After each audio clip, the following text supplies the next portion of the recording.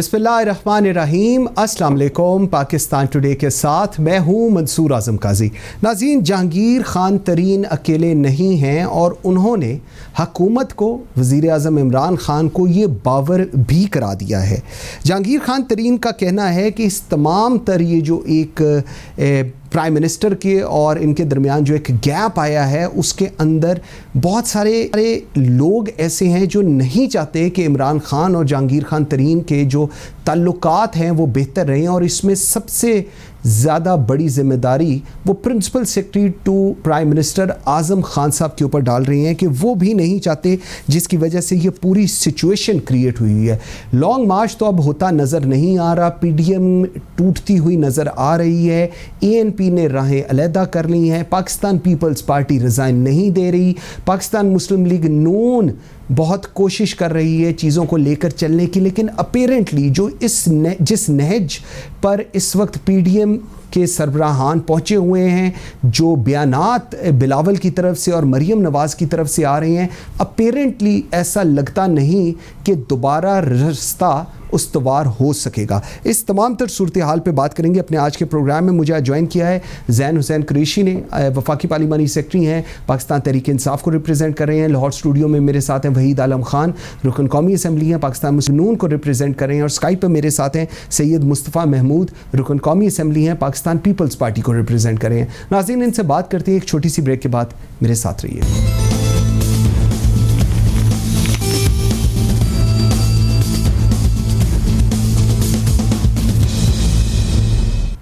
Welcome back after the break. जी नाज़रीन, मेरे साथ हैं मुस्तफ़ा महमूद, वहीद आलम खान और ज़ैन कुरैशी हमें शॉर्टली ज्वाइन करेंगे। थैंक यू वेरी मच जी, आपका बहुत शुक्रिया।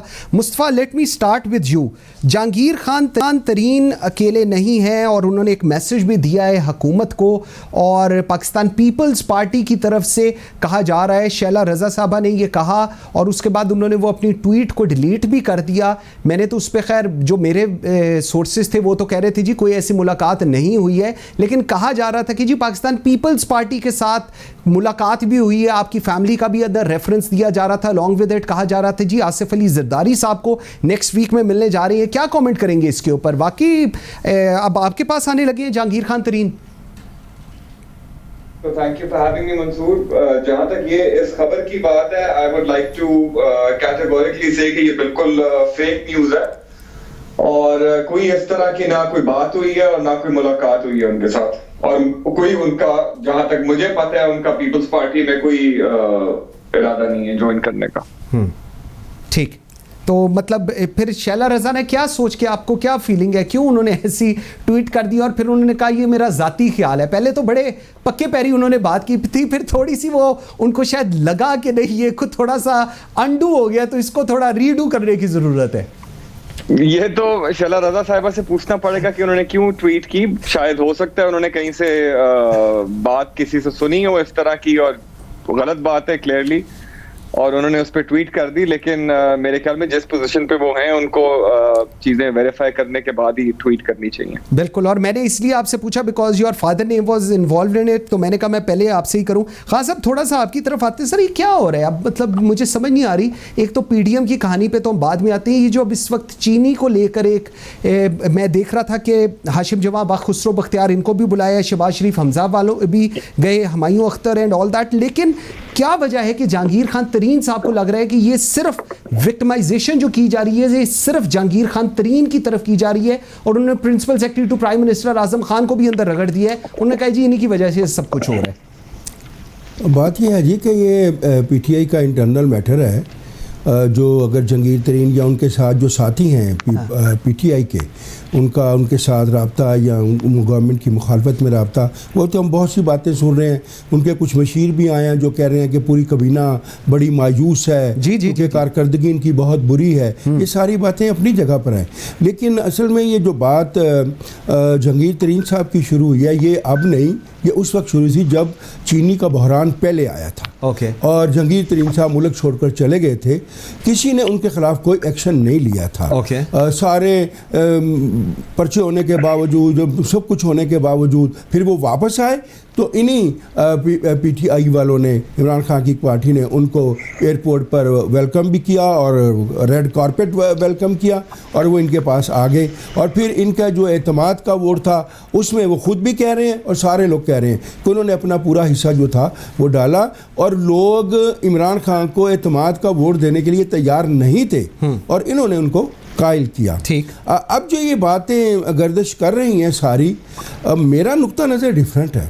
मेरा नुक्ता नज़र ये है कि ये सब कुछ अवाम की तवज्जो हटाने के लिए, ये जो महंगाई का जिन इस वक्त जारी है, हाँ। जो ये चीनी का बहरान है, ये सारी बातें इससे तवज्जो हटाने के लिए ये जहांगीर तरीन को इतना हाईलाइट कर रहे हैं कि वो सब खबरों पर छा गया है। वो अपने लोग भी लेकर आ रहा है और हर आदमी में ऐसी कोई चीज़ नहीं आपको लगता? देखें, ऐसी तो मैं उस वक्त मान लूँगा कि देखें ना, मियाँ शहबाज शरीफ साहब के साथ, हमजा शहबाज शरीफ साहब के साथ कुछ चीज़ें पेश आई, उन्हें गिरफ्तार कर लिया गया, 2-2 साल वो जेल में रहे।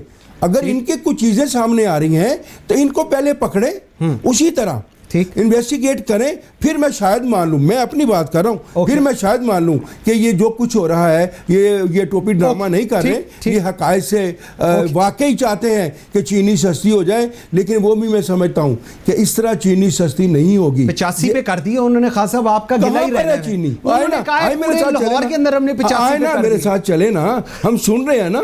अभी मैं 110 रुपए वो कह लगा मैंने नहीं देनी, मैं दूंगा तो पकड़ा जाऊंगा मेरे पास। मैं तो अभी अलीम खान हमारे प्रोग्राम से पहले वो पूरी कर रहे थे प्रेस कॉन्फ्रेंस वो इंफॉर्मेशन मिनिस्टर के साथ, और वो कह रहे थे कि जी आप हमें बताएं कहीं पर ऐसे हो रही है, हम तो 85 पर दे रहे हैं अब।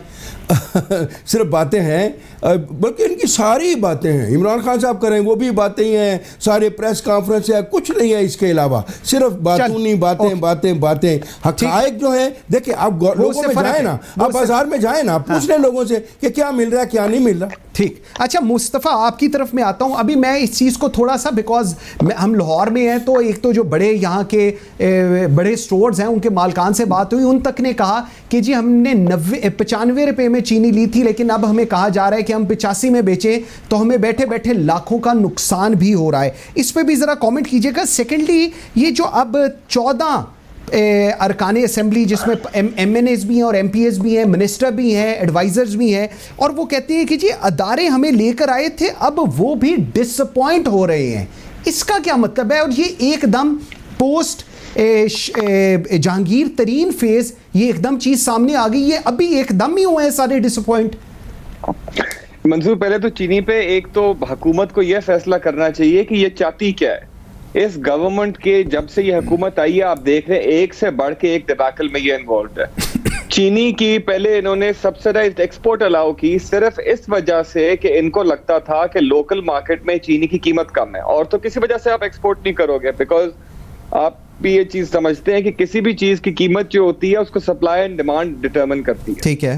तो इनको लग रहा था कि सप्लाई बहुत ज्यादा है, इसलिए सब्सिडी देके इसको एक्सपोर्ट किया जाए ताकि मिल मालकान पैसे बना लें। ठीक है। अब वो एक्सपोर्ट करने के बाद जब शॉर्टेज क्रिएट हुई, जिसका मकसद ही एक्सपोर्ट का शॉर्टेज क्रिएट करना था, तो उसके बाद इन्होंने कहा कीमत क्यों बढ़ गई है, हम इस पर इंक्वायरी करेंगे। इंक्वायरी करके इन्होंने उसमें भी टोटली मिसमैनेज किया सारा कुछ, डीलर्स को भगा दिया, ब्रोकर्स को डरा दिया, और उसको अल्टरनेटिव को तैयार नहीं किया। और उसके नतीजे में हुआ क्या कि चीनी की कीमत जो कि पहले को 70 रुपए के करीब थी, वो 100 रुपए पे चली गई। अब जो है नया सीजन शुरू हुआ है, पहले इन्होंने कहना शुरू किया जी इस दफा तो देखें ग्रोअर को रेट कितना अच्छा मिला है, तो अगर चीनी की कीमत ज्यादा है तो उससे भी कोई फर्क नहीं पड़ता। अब ये लोग कह रहे हैं कि नहीं जी चीनी की कीमत हमने कम करनी है। भाई जो मैकेनिज्म है चीनी की कीमत कम करने का, वो तो सप्लाई एंड डिमांड रहेगा ना। True. अगर आप 80 रुपए की बेचेंगे भी तो क्या होएगा, ब्लैक मार्केट उसको महंगा करके बेचेगी, आप नई शॉर्टेज क्रिएट कर दोगे। 80 रुपए में तो स्मगल हो जाएगी अफगानिस्तान में। तो ये एक नई, ये बड़ी मैं तो कहूंगा कि इस हुकूमत की मुझे तो समझ नहीं आती कि ये लोग क्यों बर्बाद गरीब आदमी को क्यों ये लोग तुले हुए हैं कि उसका कुछ ना बच जाए। और अब ये चीनी में भी जो इन्होंने नई पॉलिसी निकाली है कि 80 रुपए की मिल बेचेगी और हम 85 की फरोख्त करेंगे मार्केट में, ब्लैक मार्केट क्रिएट होगी इससे। सिर्फ एक तरीका है चीनी की कीमत नीचे लाने का, वो सप्लाई बढ़ाना है। आप इंपोर्ट करके लेके आओ और जितनी सप्लाई बढ़ाओगे उसके हिसाब से कीमत कम होती जाएगी। तो हुकूमत को इस चीज की समझ नहीं आती। जो दूसरी आपने बात की है कि देखे मंसूर, आम तौर पे पाकिस्तान में इस तरह के अपहीवल्स, जो पॉलिटिकल अपहीवल्स होते हैं, वो आखिरी 2 सालों में या आखिरी 1-1.5 साल में आते हैं। पीपल्स पार्टी के साथ आपने देखा, हमारी गवर्नमेंट के साथ यही हुआ, नून लीग की गवर्नमेंट के साथ यही हुआ। इस हुकूमत की परफॉर्मेंस इतनी बुरी है कि इन्होंने अपने 2 साल के बाद अपना सेनेट का इलेक्शन हार गए। अपने जो इनका फाइनेंस मिनिस्टर था वो इलेक्शन हार जाता है, ठीक है। उसके बाद बड़ी मुश्किल से नंबर पूरे किए। लोग तो कहते हैं कि इनके नंबर पूरे भी नहीं थे जब ये वोट ऑफ कॉन्फिडेंस लिया प्राइम मिनिस्टर साहब ने। हाँ। तो अब जो है इनके अपने एमएनएस जो इनके आइडियोलॉजिकली इनके साथ कभी भी नहीं थे, who joined them 6 months prior, जो majority तो joined them in the last 6 months, और जो इनकी कैबिनेट है वो तो join them I think a month before the election, caretaker के बाद। ओके। तो इस तरह के लोग अपना अगला बंदोबस्त भी करेंगे, वो यही सोचेंगे कि इस हुकूमत पे, इस पार्टी टिकट पे हम इलेक्शन नहीं जीत सकते because they are not loyal to this party. ठीक ठीक, बिल्कुल ठीक कह रहे हैं। और बिल्कुल वो जो फाइनेंस मिनिस्टर की अभी खान साहब मुस्तफ़ा बात कर रहे हैं ना, फाइनेंस मिनिस्टर उनका हार गया, लेकिन पीडीएम के अंदर दरारें डाल दी यूसुफ रजा गिलानी साहब ने। ये अब मुझे थोड़ा सा समझाइएगा कि अब ये जो पीडीएम की सिचुएशन बन गई है, पोस्ट गिलानी साहब अपोजिशन लीडर सेनेट के अंदर बन गए, तो वो जो मोहब्बत थी और वो सब कुछ था वो तो बड़ा दूर दूर अब जाता नजर आ रहा है। अब क्या होगा खान साहब? जी देखें, मैं ये सब लोग, आप भी कह रहे हैं और भी लोग कह रहे हैं कि जी पीडीएम टूट गई, ये हो गया वो हो गया। मैं ये समझता हूँ कि ये सियासी अमल है। ये आपस में सियासी लोग जो हैं ऐसी बातें करते रहते हैं, अपना नुक्ता नज़र पेश करते रहते हैं। अभी ये कह देना हतमी तौर पर कि जी पीडीएम टूट गई है या कुछ हो गया, मैं बिल्कुल नहीं समझता। अभी उसका इजलास होने बाकी हैं। अगर शोकाज नोटिस किया है उसका जवाब आना भी बाकी है। अगर हमने कोई तजवीज़ें देनी है उसकी भी बाकी हैं। वो जो फजलुर रहमान साहब हैं उसके सदर, ये सारी उनके पास बातें जाएंगी। और मैं समझता हूँ कि किसी सियासी जमात को पीडीएम से अलहदा नहीं होना चाहिए। छोटे मोटे अगर इख्तलाफात भी आपस में हों तो इस वक्त ऐसा मौका नहीं है, क्योंकि हमारा इस वक्त जो काज है वो लोगों के लिए है। हम लोगों की जो मुश्किलात हैं उनको कमी करने के लिए लड़ रहे हैं। इस हुकूमत की जो नाहली है उसके लिए लड़ रहे हैं कि ये नाहल हुकूमत है, डिलीवर नहीं कर सकती, पाकिस्तान की माइशत को ख़राब कर रही है, पाकिस्तान के माशरे को ख़राब कर रही है, रोज़मर्रा की ज़रूरियात ज़िंदगी और ये जो लॉ एंड ऑर्डर की सिचुएशन है ये उसको ख़राब कर रही है। इस वक्त जो सियासी जमातों का जो मोटो है वो हाई है। उसमें अगर अपनी छोटी छोटी बातें हम अगर भुला दें, मैं समझता हूँ भुला देनी चाहिए, कोई ऐसी बात नहीं है। और इंशाल्लाह बातें कर कौन कौन रहा है, मरियम नवाज और बिलावल की तरफ हो जाए, देखिए क्या होगा। ये बात दुरुस्त है आपकी, लेकिन दोनों बात ठीक है। देखिए ना, मरियम नवाज साहब अभी हमारी नायब सदर हैं, बिलावल साहब भी, उनका भी अपना एक इतना ही रोल है। यानी पार्टियों में जो पूरी अपनी एग्जेक्टिव कमेटी उनकी होती है, जो दूसरी कमेटियां होती हैं, वो सब फैसले करती हैं मिलकर। उसके बाद फिर बिलावल ने भी कोई बात कहनी होगी तो फिर वो कहेगा, मरियम नवाज साहिबा ने भी कोई बात कहनी होगी तो फिर वो कहेंगी। तो ये छोटी छोटी मेरी राय तो हो सकती है ना। ठीक हो गया। अच्छा व्यूअर्स, एक छोटी सी ब्रेक लेते हैं। जब हम ब्रेक से वापस आते हैं तो शेख रशीद साहब ने कहा है कि रमजान के बाद नून और शीन जो है ये अलहदा हो जाएगी। पहले भी शेख रशीद साहब ने कहा था, उसके बाद तो नहीं हुई, लेकिन अब उनके कहने का क्या मकसद है और क्या पाकिस्तान पीपल्स पार्टी को जहांगीर तरीन सूट करता है, ये बड़ा एक इंपॉर्टेंट चीज है। इस पे मुस्तफा से जवाब लेंगे एक ब्रेक के बाद। मेरे साथ रहिएगा। Welcome back after the break. जी नाज़रीन, हमें कमिट किया था ज़ैन कुरैशी ने, जो वफाकी पार्लिमानी सेक्रेटरी हैं, रुकन कौमी असम्बली हैं पाकिस्तान तहरीक इंसाफ से। हम लोग उस वक्त से रब्ता भी कर रहे हैं, but even after commitment he is not here, which actually gives a very wrong impact of Pakistan Tehreek Insaf. अगर ट्रेरी बेंचेस के लोगों ने कमिट कर कर नहीं आना तो फिर मेरे ख्याल में ये इनकी अपनी परफॉर्मेंस के ऊपर एक बहुत बड़ा सवालिया निशान होता है। खैर, we should continue with the program. अच्छा मुस्तफ़ा, मुझे एक चीज़ समझाएं, जो चीनी का केस इस वक्त जहांगीर खान तरीन पे चल रहा है, उससे जहांगीर खान तरीन क्लियर नहीं होने लगे। सो इस वक्त मेरे ख्याल में सूट करेगा अगर जहांगीर खान तरीन पाकिस्तान पीपल्स पार्टी को ज्वाइन कर लें। ये मैं आपको बड़ी एक अंदर की चीज़ बता रहा हूं जो अपेरेंटली सिचुएशन नज़र आ रही है। आपकी मुस्कुराहट भी कहीं ना कहीं इसको एंडोर्स कर रही है। क्या कहेंगे इसके ऊपर आप? मंसूर, बिल्कुल ऐसे नहीं है। मुझे मुस्कुराहट की वजह यह है कि ये इस चीज के मुझे होते हुए कोई चांसेस नहीं लग रहे। और जहां तक क्लियर होने की बात है, मेरे ख्याल में हर आदमी को अपने आप को डिफेंड करने का पूरा मौका मिलना चाहिए। पाकिस्तान में अनफॉर्चुनेटली मीडिया ट्रायल लोगों का बहुत होता है। आप पिछले सारे केसेस देख लें, मिफ्ता इस्माइल साहब का देख लें, शायद खाकान अब्बासी का देख लें, खुर्शीद शाह साहब का देखें। लोग कन्विक्ट होने से पहले उनकी बदनामी कन्विक्शन वाली हो चुकी होती है। तो मेरे ख्याल में ये चीज पाकिस्तान में बंद होनी चाहिए, बेशक वो पीटीआई के लोग हों या पीपल्स पार्टी या नून लीग के लोग हों। केस चलना चाहिए, लोगों को पूरा मौका मिलना चाहिए अपने आप को वो डिफेंड करें। हमें इस तरह की चीजों पे कमेंट करके, क्योंकि हमारी अदलिया के लोग भी देखते होंगे टीवी, और अगर वो भी यही बातें सुनेंगे तो कहीं ना कहीं तो वो भी इन्फ्लुएंस हो सकते हैं, उनका भी एक माइंड मेकअप हो सकता है एक तरफ या दूसरी तरफ। तो मेरे ख्याल में हर आदमी का ये हक बनता है कि उसको पूरा मौका दिया जाए, वो अपनी बेगुनाही साबित करे। ठीक है। केसेस जो हैं अगर किसी पे होते हैं तो वो जरूर साफ शफाफ तरीके से, ट्रांसपेरेंट तरीके से चलने चाहिए, और जिन पे इल्जाम है उनको इल्जाम क्लियर करने का पूरा मौका मिलना चाहिए। अच्छा मुस्तफा, एक शॉर्टली मुझे एक चीज़ बताएं। कहते हैं सियासत बड़ी बेरहम होती है। आज वही जहांगीर तरीन जो पीटीआई का हीरो था, जो जहाज भर भर के एमएनएज एमपीएस को लेकर आता था, आज पीटीआई के लिए विलन बना हुआ है। क्यों मंसूर? ये तो कोई पीटीआई का रिप्रेजेंटेटिव इसका सही जवाब दे सकता है। मेरे पास तो कोई ऐसी इनसाइड इंफॉर्मेशन नहीं है कि ये क्या इनकी अगर कोई नाराजगियां या नहीं है, लेकिन अगर नाराजगियां हो भी तो उससे कोई केसेस का ताल्लुक कभी भी नहीं होना चाहिए। ये नहीं होना चाहिए कि आज मैं अगर किसी को पसंद हूं तो मैंने जितने भी गुनाह किए हैं या कत्ल किए हैं वो माफ हो जाएं, और कल को अगर मेरे से कोई नाराज हो गया या मेरी बात किसी को पसंद नहीं आई तो इंतकामी कार्रवाई शुरू हो जाएगा। यही ऑपोजिशन पाकिस्तान में कहती है कि यहाँ पे जो केसेस हैं वो मेरिट पे नहीं चलते, वो इंतकामी कार्रवाई के हवाले से चलते हैं। आप खुद देखें कि जब ये हालात बेहतर होना शुरू होते हैं तो केसेस लोगों के खत्म होना शुरू हो जाते हैं। काफ लीग पे केसेस होते हैं वो खत्म हो जाते हैं, तहरीक इंसाफ के लोगों पे केसेस होते हैं वो खत्म। तो ये इस तरह होना नहीं चाहिए। उसकी सबसे बड़ा नुकसान उससे ये होता है कि अवाम में जो है वो ट्रस्ट खत्म हो जाता है। एग्जैक्टली, बिल्कुल ठीक। आपका हर शहरी जो है वो ऑलरेडी कंस्पिरेसी थ्योरीज में बिलीव करता है। बिल्कुल ठीक। तो जब भी आप कोई किसी भी केस का पूछेंगे तो उसके पीछे कोई कंस्पिरेसी थ्योरी आएगी। बिल्कुल, बेशक वो किसी जज पे केस हुआ हो, बेशक वो किसी सियासतदान पे केस हुआ हो। बाकी इदारों पे तो केसेस करने की किसी में हिम्मत नहीं है, लेकिन जो बेचारे सियासतदान हैं या कोई मीडिया वाले हैं या कुछ है तो उनके ऊपर देखे ना, मीर शकील रहमान है, ठीक ठीक, वो भी तो ये बड़ी अनफॉर्चुनेट चीज है। बिल्कुल ठीक है। अच्छा खान साहब मुझे ज़रा बताएं, ये जो आपके बेस्ट फ्रेंड शेख रशीद साहब कह रहे हैं कि अब नून और शीन अलहदा होने जा रही है, तो क्या वाकई नून और शीन अलहदा होने जा रही है? और अगर नून और शीन अलहदा होने जा रही है तो उसका शीन का जो इम्पैक्ट हम देखते हैं वो तो बड़ा फ़र्क होगा। तो क्या नून को ये बर्दाश्त होगा कि शीन अलहदा हो जाए?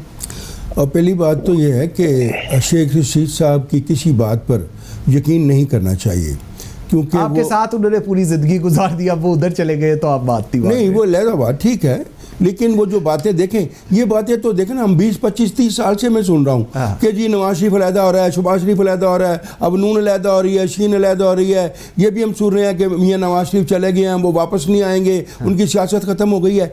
ये सियासी जो सिलसिला है ना, ये एक आज और कल की बात नहीं है, ये कॉन्टिन्यू प्रोसेस है जो चलता रहता है। और मैं ये समझता हूँ कि शेख रशीद की ये बात बिल्कुल गलत है कि नून में से शीन निकलेगी।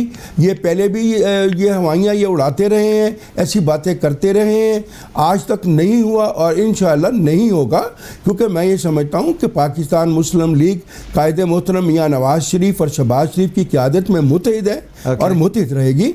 और यही, और मैं बड़े उससे कह रहा हूँ कि रहना भी चाहिए, बका भी इसी में है कि सब इकट्ठे रहें। ठीक। अच्छा मुझे खान साहब एक और चीज़ बताएं, अब ये जो पीडीएम वाली कहानी है, पीपल्स पार्टी मुस्तफ़ा यहाँ पर बैठे हैं, मैं मुंह पर बता रहा हूँ, इन्होंने रिज़ाइन नहीं देने। वो सीएसी की मीटिंग जो होनी है वो पाकिस्तान मुस्लिम लीग नून को इन्होंने एक ट्रक की बत्ती के पीछे लगा दिया कि जी वहाँ फैसला करेंगे, रिज़ाइन नहीं उन्होंने देने, और मरियम कहती है अब रिज़ाइन दें। अब क्या करेंगे आप लोग? देखिए मेरी बात सुने, पहली बात तो यह है कि जब जो फैसले हुए थे उसमें रिज़ाइन का ऑप्शन जो था वो बिल्कुल लास्ट आखिरी ऑप्शन था। ओके ये इस पर अभी आप उनके बहुत से हमारे जो पीपल्स पार्टी के जो कायदीन हैं वो ये कहते हैं कि हम भी देने के लिए तैयार होंगे, लेकिन पहले वो ऑप्शन इस्तेमाल कर लिए जाए जो मौजूद हैं, जिसकी कॉन्स्टिट्यूशन आइन जो है वो इजाज़त देता है। इस पर भी बातें हो रही हैं, लेकिन मैं ये समझता हूँ कि ये इतनी बड़ी बात नहीं। अगर ऐसा वक्त आ जाता है कि रिज़ाइन, वो तो आखिरी ऑप्शन है।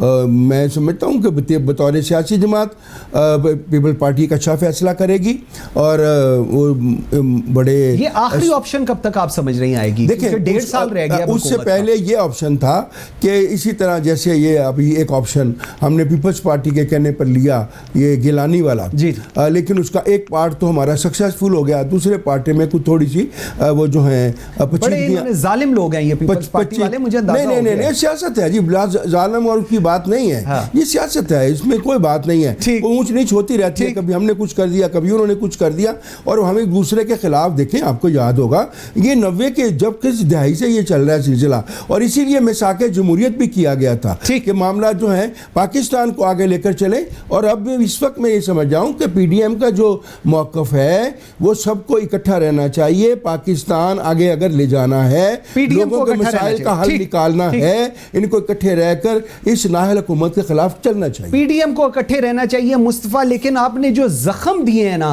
वो आपके जख्म जो हैं वो भरेंगे नहीं इस तरह। आप लोगों ने यूसुफ रजा गिलानी साहब को बाप वालों से सीटें लेकर उनको आपने बना दिया अपोजिशन लीडर। आप यही पीएमएलएन वालों को कह देते, ये आपको दे देते, और एएनपी कह रहे हैं कि जी अब हम लोग इकट्ठे पीडीएम में नहीं चल सकते, अलहदगी के अलावा कोई और ऑप्शन नहीं था, और एएनपी अब आपके साथ मिल गई है। ये अब कहानी सुनाई, ये क्या हो रहा है? जी मंसूर, एक तो मैं जाती तौर पे ये समझता हूँ कि बड़े जो कुछ चीजें हुई हैं पिछले कुछ हफ्तों में, एक सीरीज ऑफ अनफॉर्चुनेट इवेंट्स हुए हैं ये पीडीएम के लिए, और मैं भी खान साहब से इत्तेफाक करता हूँ कि पीडीएम को साथ रहना चाहिए। और जहां तक इस्तीफों की बात है, जो एक लास्ट रिजॉर्ट का और एक मुनासिब वक्त पे इस्तीफे देने की बात है, वो मुनासिब वक्त उतना ही जल्दी आएगा अगर पीडीएम इकट्ठे रहेगी, और जितनी पीडीएम की स्ट्रेंथ होएगी उसी के हिसाब से हुकूमती जमात पे प्रेशर होएगा। हाँ। तो इस हुकूमत का तो आप देख लें पिछले 2.5 साल से सिर्फ अपोजिशन पे तनकीद होती है, और जो इनके वज़रा हैं वो अभी भी ये नून से शीन की बात कर रहे हैं, बल्कि उनको तो ध्यान देना चाहिए अपनी परफॉर्मेंस पे। जब अवाम के इतनी मुश्किल में है, आपको अपोजिशन की क्यों फिक्र पड़ी हुई है? ठीक। और मेरा जाती ख्याल तो यही है कि पीडीएम को जरूर इकट्ठे रहना चाहिए। जो इस तरह की कोई नाराजगियां हैं या मिसअंडरस्टैंडिंग्स हैं, इनको जरूर क्लियर करना चाहिए, क्योंकि जब इकट्ठे रहेंगे और एक अपने फैसले इकट्ठे करेंगे, उतना ही प्रेशर डाल सकेंगे गवर्नमेंट के ऊपर। ठीक। सो अब गोइंग फॉरवर्ड आपको लगता है कि पीडीएम साथ चलेगी, क्योंकि अपेरेंटली जो ग्राउंड के ऊपर रियलिटी है वो इसके बरक्स है। ठीक है, आपका पॉइंट आ गया। थोड़ा सा मैं कल एक इलेक्शन होने जा रहा है डस्का, मैं एक बात जी खान साहब आप कमेंट करें। जी बिल्कुल, देखें ये बात आप दोनों की बातें तो मेरे ख्याल में इस वक्त बड़ी अच्छी आप जो बात कर देखें ना, वो देखें ये सियासत में ऐसे होता है। देखें एएनपी एक तरफ तो ये कह रही है उनके तहफ़्फ़ुज़ात होंगे यकीनन, लेकिन मैं ये समझ रहा हूँ कि जब सदर फजलुर रहमान साहब बैठेंगे, इन दोनों की बातें सुनेंगे, हल निकल आएगा इंशाल्लाह। दूसरी तरफ आप देखें ना कि एएनपी ने मुफ्ता इस्माइल साहब की हमायत का ऐलान कर दिया और उसको विड्रॉ कर दिया। ये कैसे हो रहा है? देखें वो भी इसीलिए है ना कि वो जो सीट इस वक्त वहाँ पर हो रही है वो लोगों के मफाद की बात कर रहे हैं, इसलिए उन्होंने इसका साथ दिया है। और मैं ये समझता हूँ कि ये जब ये इकट्ठे होंगे, जब जो है इजलास होगा, फजलुर रहमान साहब बड़े जहांदीदा आदमी हैं, वो इन तमाम मसाइल को समेट लेंगे। ठीक। अच्छा, मुझे थोड़ा सा ये भी बताएं, कल डस्का 75 का इलेक्शन होने जा रहा है दोबारा, और बड़ा आप लोगों ने कहा था जी वहाँ से कि जी दोबारा रीपोल हो, इलेक्शन कमीशन के पास गए, उसके बाद सुप्रीम कोर्ट के पास बात चली गई, फिर उन्होंने अलाउ कर दिया। क्या लगता है आपको, आप लोग जीत जाएंगे? क्योंकि पाकिस्तान तहरीक इंसाफ तो बड़े वो कॉन्फिडेंट है कि जी हम लोग जीत जाएंगे, पीएमएलएन जीत ही नहीं सकते। देखें पहली बात तो ये है कि ये सीट हमारी थी, हमने पहले बड़े मार्जिन से जीती थी, और ये पिछला इलेक्शन भी हमने जीता था। इसके बावजूद कि 20 लोग उठा लिए गए, उसके बावजूद भी हम जीत रहे थे। पता चला खान साहब वो 20 लोग कहाँ गए थे? अब चले वो देखें ना, यही तो बात है कि अब इलेक्शन तो हो रहा है। मैं ठीक है, लड़ रहे हैं, इंशाल्लाह हम जीतेंगे, अल्लाह के हुक्म से जीतेंगे, हमारी वहाँ पर अक्सरियत है। लेकिन मैं ये समझता हूँ कि अभी उस बात का फैसला होना बाकी है कि जो लोग उठाए गए किन्होंने उठाए, किनके कहने पर उठे और उनके खिलाफ क्या कार्रवाई हुई। ये जो प्रोसीजर है ना इंतखाबात को बिल्कुल शफाफ बनाने का, ये इसके लिए ये बहुत ज़रूरी है कि उस पर भी अमल दरामद बाकी है। इंशाल्लाह कल इलेक्शन होगा, शाम को आपको पता चल जाएगा कि पाकिस्तान मुस्लिम लीग नून वहाँ पर जीतेगी, इंशाल्लाह ज़रूर जीतेगी। ठीक, मुस्तफ़ा आप क्या कमेंट करना चाहेंगे कल के इलेक्शन के ऊपर, क्योंकि पाकिस्तान पीपल्स पार्टी ने अपना कोई उम्मीदवार तो वहाँ खड़ा नहीं किया, सो अपेरेंटली ऐसा ही एंडोर्समेंट आ रही है कि जी हम लोग उसी जो आप लोगों की अंडरस्टैंडिंग है अंडर पीडीएम कि हम पीएमएलएन के ही जो कैंडिडेट है इसको सपोर्ट कर रहे हैं, क्या कहेंगे जी? ये मंसूर, मेरे ख्याल में सियासत में शॉर्ट टर्म नहीं देखना चाहिए कि एक इलेक्शन कौन जीतता है या कौन हारता है। मेरे ख्याल में अगर पीडीएम एक तहरीक है और इनका कोई असल मकसद इन्होंने हासिल करना है हमने, तो हमें अपने मकसद पे कायम रहना चाहिए। बीच में जरूर हमें तो अपनी पूरी कोशिश करनी चाहिए, पीडीएम को आज ये कल नून लीग का कैंडिडेट होंगे, पूरी कोशिश इनकी होगी कि जीतें, लेकिन असल बात ये है कि election result is meaningless in the grand scheme of things, कि आपने अगर अपना जो विजन है वो इम्प्लीमेंट करना है और सियासत में जो इदारों की मुदाखलत है उसको हमेशा के लिए खत्म करना है, तो उस पे आपको कायम रहना जरूरी है। इलेक्शन आप जीते या हारें, आपको आवाम को कन्विंस करना जरूरी है। ठीक, बिल्कुल ठीक है। अच्छा खान साहब, लास्ट दो चीज़ें मुझे ज़रा थोड़ी सी, मैंने कहा इस पे भी अंडरस्टैंडिंग ले लूँ। अब ईद के बाद, रमज़ान के बाद पे सारी सियासत जाती नज़र आ रही है और हुकूमत कह रही है कि जी अब ये टाइम स्पेन आए जिसमें हम लोग डिलीवर करके दिखाएंगे।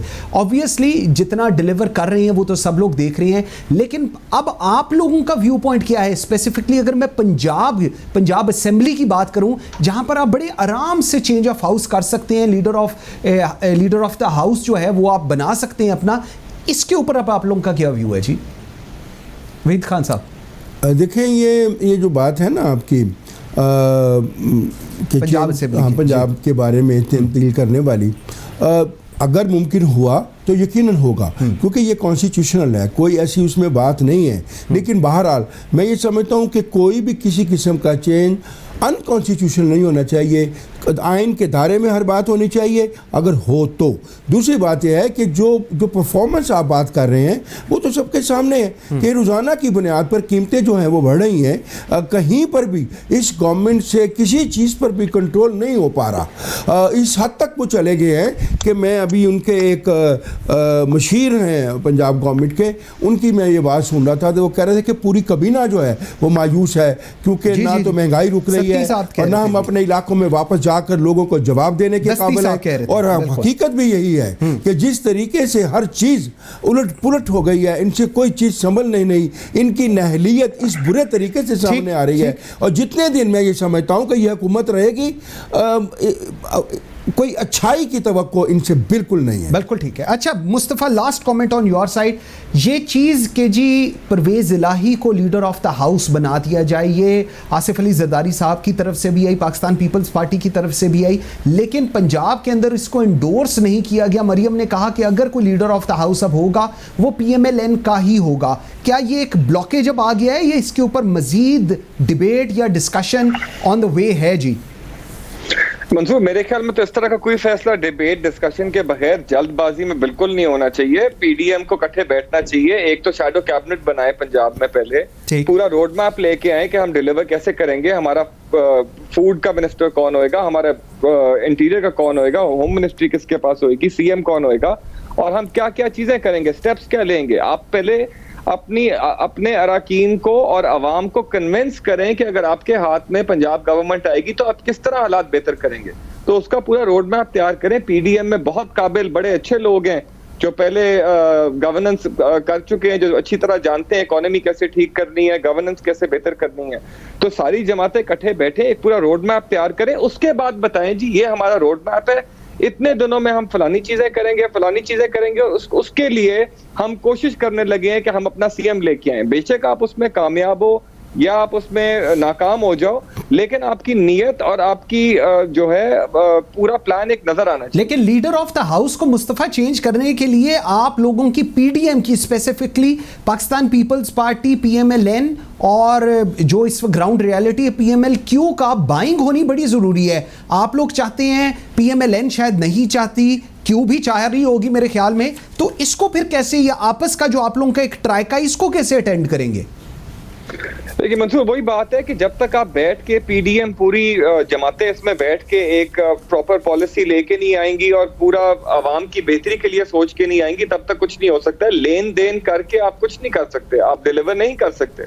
अगर आपको लगता है कि आज आप काफ लीग को ऑफर करके उनका सीएम लें और हुकूमत गिरा दें और फिर आप डिलीवर करेंगे, ऐसे नहीं होएगा। Okay. तो ऐसी चीज, जो भी चीज करें, शायद एंड में पीडीएम भी यही हाल, पूरा रोड मैप बनाने के बाद शायद उनको यही लगे किसी और जमात को हेड करना चाहिए पंजाब को, लेकिन जो भी होएगा इट शुड बी प्लान्ड। ठीक, वो ऐसे नहीं होना चाहिए जिस तरह तहरीके इंसाफ फेडरल गवर्नमेंट में आके बैठ गई और कह रहे थे कि अभी हम सीख रहे हैं। ठीक, तो आप ये नहीं कर सकते। वहीद आलम खान साहब, आप क्या इस पे कहेंगे? हमजा के अलावा चौधरी परवेज इलाही अगर लीडर ऑफ द हाउस हों, क्या ये पाकिस्तान मुस्लिम लीग नून एक्सेप्टेबल है या हमजा की ही बात है जिस पर आप? देखिए, बात ये नहीं है, बात ये है कि जो लार्जेस्ट पार्टी हैं वो तो पाकिस्तान मुस्लिम लीग नून है ना। तो अगर हम किसी ऐसी पार्टी के सरबराह को बनाते हैं वो फिर नए मसाइल और खड़े हो जाएंगे। ठीक है, वो मिसाइल पर मिसाइल चलते चले जाएंगे।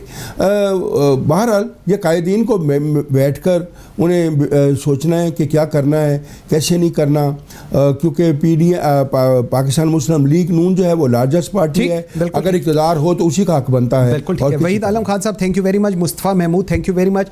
जैन कुरैश ज्वाइन नहीं कर सके, इसलिए उनको थैंक यू कहने की ज़रूरत नहीं। नाज़रीन, at the end of the program मैं एक चीज़ बताना चाहूँगा। 5.5 अरब रुपए के रमज़ान सस्ता बाज़ार हुकूमत पंजाब कह रही है और उन्होंने अनाउंस किया है। आपको याद होगा पाकिस्तान तहरीक इंसाफ हमेशा कहती थी कि जी 80 अरब रुपया शहबाज शरीफ ने 3 साल के अंदर सस्ती रोटी मर उजाड़ दिया। This is the claim which they used to do. लेकिन आज 5.5 अरब रुपया इन्होंने रमज़ान सस्ता बाज़ार के ऊपर लगाया है। 364 सस्ते बाज़ार लगेंगे जिसके अंदर कॉस्ट, टेंट्स, इलेक्ट्रिसिटी, उसके बाद वहाँ पर जितने हजरात जाएंगे उनके फ़ोटोशूट, इसको मॉनिटर किया जाएगा चीफ मिनिस्टर ऑफिस से। सो क्या ये एक गरीब आदमी को आप रिलीफ दे रहे हैं? क्योंकि उसके अंदर तमाम सिविल एडमिनिस्ट्रेशन भी जाएगी, उस इलाके के तमाम लोगों के घरों के मुलाजमीन भी जाएंगे, घरों के लिए भी चीज़ें आएंगी। सो जो पर्पज़ है इसका, ये सर्व नहीं होगा।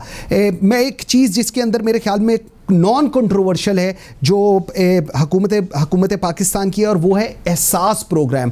अगर यही 5.5 अरब रुपया उस एहसास प्रोग्राम के ज़रिए आप उन गरीबों को जिनके ऊपर जिनके एंडोर्समेंट्स हैं, जिनके ऊपर कंफर्मेशंस हैं कि जी they are deserving people and they need it, अगर उनको दी जाए तो मेरे ख्याल में ये एक बहुत बड़ा अच्छा फैसला होगा जो हुकूमत की तरफ से आएगा। लोगों का रमज़ान लोगों को इज्जत से गुजारने का एक ये मौका है। लेकिन मुझे नहीं पता कि सस्ते बाजार ज़्यादा इंपॉर्टेंट है या इस वक्त जो एहसास प्रोग्राम में लोग जो जेन्युइन है, जिनके ऊपर किसी को कोई शक नहीं, उनको देना ज़्यादा ज़रूरी है। एक रिक्वेस्ट थी at the end of the program, I really wanted to make it, क्योंकि ये जो डाटा बेस है ये बड़ा एडिक्वेट है और इसके ऊपर किसी किस्म का कोई शक नहीं। सो ये जो पैसे हैं ये एहसास प्रोग्राम के ज़रिए उन लोगों को दें जो डिज़र्विंग हैं और जिनको बनता है ये सब कुछ देना। Thank you very much watching Pakistan today. बशर्ते ज़िंदगी आपसे मुलाकात होगी कल। मुझे मंसूर आज़म काजी को इजाज़त दीजिए। अल्लाह हाफ़िज़।